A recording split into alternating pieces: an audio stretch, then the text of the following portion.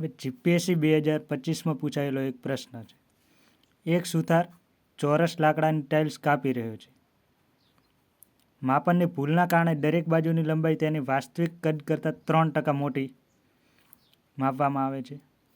આ ટાઇલ્સની ગણતરી કરેલ સપાટી વિસ્તારમાં ટકાવારી ભૂલ કેટલી, એટલે કેટલી ભૂલ છે એ શોધવાનું છે. તો ધારો કે આપણે ધારી લઈએ કે પહેલી લંબાઈ 100 હતી. પહેલી લંબાઈ હતી 100. હવે લંબાઈ કેટલી વધી, તેની વાસ્તવિક કદ કરતાં 3% મોટી લંબાઈ માપવામાં આવે. તો લંબાઈ 3% વધી, 100 હતા, 100માં 3% ઉમેરીએ તો 103 થાય. 103. તો નવી લંબાઈ 103 આવી. હવે તેના વિસ્તારમાં કેટલી ભૂલ થઈ એ શોધવાનું. વિસ્તાર એટલે ક્ષેત્રફળ. તો ચોરસ હતું, તો ચોરસના ક્ષેત્રફળનું સૂત્ર શું થાય? Lનો વર્ગ. તો અહીંયા આવશે 100નો વર્ગ.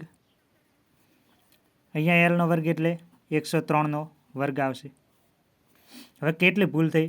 તો આનું ક્ષેત્રફળ 103નો વર્ગ આવ્યું, આનું ક્ષેત્રફળ આવ્યું 100નો વર્ગ. તો બંને બાદબાકી કરવાની. 103નો વર્ગ માઇનસ 100નો વર્ગ.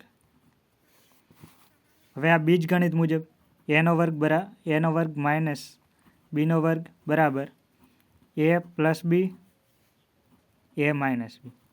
આ સૂત્ર મુજબ આનું લાવીએ. 103 પ્લસ 100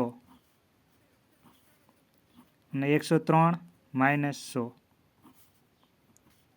આ 203 થઈ જશે. આ 3 આવશે.